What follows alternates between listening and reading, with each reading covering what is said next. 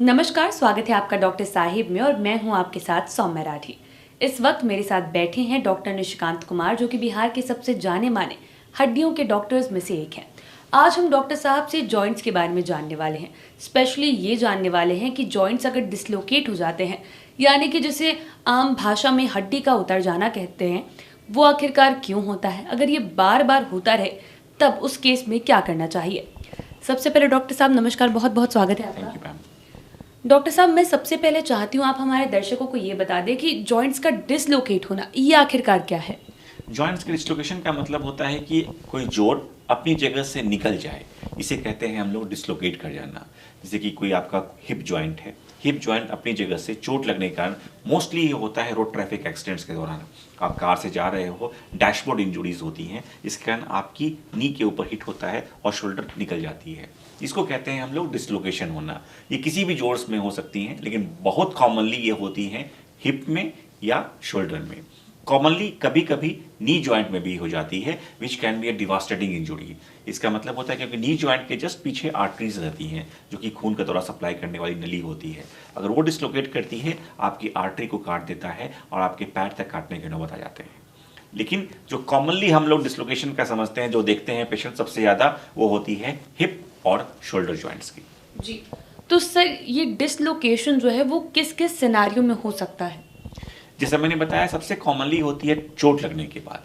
आपको हल्की फुल्की चोट लगती है, जॉइंट्स तो मोबाइल है, उसके चारों तरफ एक तरह का इंक्लोजिंग सॉफ्ट टिश्यू स्ट्रेचेस रहती है जो जॉइंट्स को पकड़ कर रहती है। अगर चोट लगती है, उस फोर्स या मोमेंटम के कारण आपकी जोड़ एक दूसरे से निकल जाती है।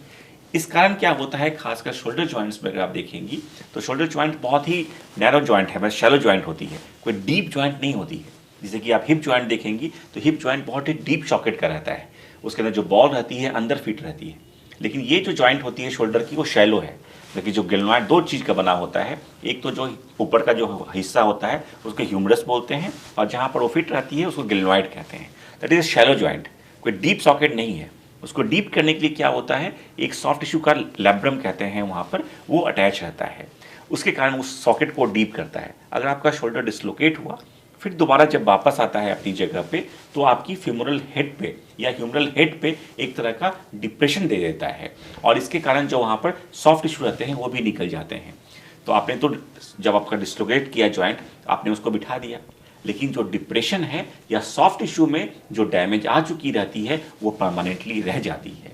इसी कारण कहा जाता है कि एक बार शोल्डर डिसलोकेट हो जाता है तो बहुत चांसेस रहती है, 30 to 40% चांसेस रहती है कि वो कंधा बार बार उतरता है। बार बार उतरने का मतलब क्या होता है, पेशेंट जब भी कोई ओवरहेड एक्टिविटी करेगा, वॉलीबॉल खेलने गया, ठीक है, आप बस में जा रही हो, ऊपर पकड़ा आपने, ठीक है, कुछ भी आपने, जब आप नहा रहे हो टॉवल से यूज़ कर रहे हो, जब भी हाथ आपका इस लेवल से ऊपर जाएगा, आपका शोल्डर निकल जाएगा। और this can happen in the midnight. आप रात में सो रहे हो, सोते सोते ही आपका करवट बदला, आपका शोल्डर निकल जाएगा, तो दैट बिकम्स इमरजेंसी। इतना पेनफुल हो जाएगा कि आप उसको बर्दाश्त नहीं कर पाएंगी, इमीडिएटली आपको नियरेस्ट सेंटर पर जाकर उसको रिड्यूस करवाना पड़ जाता है। यानी कि इस तरह के कंडीशन को हम लोग कहते हैं रिकरेंट डिसलोकेशंस। एक और कंडीशन होती है हैबिचुअल डिसलोकेशन, मतलब कि पेशेंट्स खुद से उसको डिसलोकेट कर लेते हैं और रिलोकेट कर देते हैं। वो कॉमनली होती है जब कुछ लोगों में कुछ जेनेटिक बीमारियां होती हैं, मतलब कि जॉइंट्स के अराउंड जो मसल्स रहती हैं वो वीक हो जाती हैं, जिसमें कि कोलाजन की डिफिशियंसी के कारण भी ये चीज़ें हो सकती हैं। इस कंडीशन में क्या करना पड़ता है हम लोग को, जो सॉफ्ट टिश्यू स्ट्रक्चर्स रहते हैं, हम लोग कहते हैं बैंकार्ट लीजन कहते हैं, जो खासकर anterior inferior part of the labrum रहते हैं, उसको लेकर हम लोग आज के डेट में दूरबीन से इसको इलाज करते हैं। दूरबीन से डालकर उस जो सॉफ्ट टिश्यू स्ट्रक्चर निकल गया है उसको बिठाते हैं, और यहाँ पर जो ह्यूमरल हेड में जो डिप्रेशन आती है उसमें रेम्प्लिसाज प्रोसीजर्स कहते हैं, उसके कर हम लोग एक जॉइंट्स को स्टेबल और मोबाइल दे सकते हैं। जी डॉक्टर साहब, अभी आपने बताया कि कुछ लोग अपने शोल्डर को खुद ही रिलोकेट कर लेते हैं। हाँ। तो क्या ये हमेशा सही है या फिर इसका कोई दुष्परिणाम भी हो सकता है। दुष्परिणाम ये होगा ना कि आपने तो आपका शोल्डर डिसलोकेट किया, आपने उसका दोबारा रिलोकेट किया, इस क्रम में क्या हुआ, आपने अपनी ह्यूमरल हेड को डैमेज किया, तो आपकी जो और दूसरी बोन है वो तो परमानेंटली डैमेज हो रही है ना। जी, तो आपको ये बार बार डिसलोकेट होना नहीं चाहिए। ये अगर फिर भी डिसलोकेट हो रही है तो इमीडिएटली मीट अपने जो भी कंसल्टेंट हैं, जो ऑर्थोपेडिक सर्जन हैं, उनसे मिले और इसको बार बार डिसलोकेट होने से बचाएं। ये सही नहीं है। डॉक्टर साहब, अभी आपने बताया कि शोल्डर डिसलोकेट हो या फिर नी डिसलोकेट हो, दर्द बहुत ज़्यादा होता है। जी। ऐसे में जब मूवमेंट भी रेस्ट्रिक्ट हो रही है, दर्द भी बहुत हो रहा है, तो लोग क्या ये फ़र्क खुद समझ सकते हैं कि फ्रैक्चर हुआ है या जॉइंट डिसलोकेट हुआ है? नहीं, अगर फ्रैक्चर होगी तो हड्डियां टूटेंगी। जॉइंट डिसलोकेशन का मतलब होता है कि उसमें एसोसिएटेड इंजुरीज रह सकती हैं फ्रैक्चर्स की, लेकिन मोस्टली जो होती है उसमें जॉइंट्स अपनी जगह से निकल जाती हैं, तो उसमें pain out of the proportion होती है। बहुत एक्सक्रूशिएटिंग पेन होगी आपकी, आपकी जॉइंट्स डिफॉर्म्ड हो जाएंगी। जॉइंट्स का जो नॉर्मल शेप है आपको लगेगा कि उलट गया, आपके जॉइंट्स की जो शेप होती है वो डिफॉर्म्ड हो जाती है।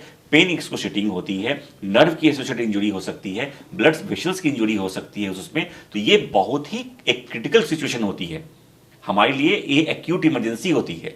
ऑर्थोपेडिक्स वर्ल्ड में ये एकदम इमरजेंसी मानी जाती है कि इसको अर्जेंटली हैंडल करनी है, अर्जेंटली उस जॉइंट को रिलोकेट करनी है, अपनी जॉइंट को दोबारा उस जगह पर बिठाना है ताकि पेन से बच सकें, जो एसोसिएटेड इंजुरी है उसको हम ट्रीट कर सकें। इसमें सबसे डिवास्टेटिंग होती है नी की डिसलोकेशंस।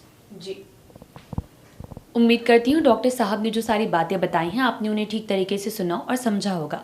इसी के साथ जल्द मुलाकात होगी अगले एपिसोड में। तब तक के लिए अगर वीडियो को फेसबुक पर देख रहे हैं तो पेज को लाइक करें, यूट्यूब पर देख रहे हैं तो चैनल को सब्सक्राइब करें।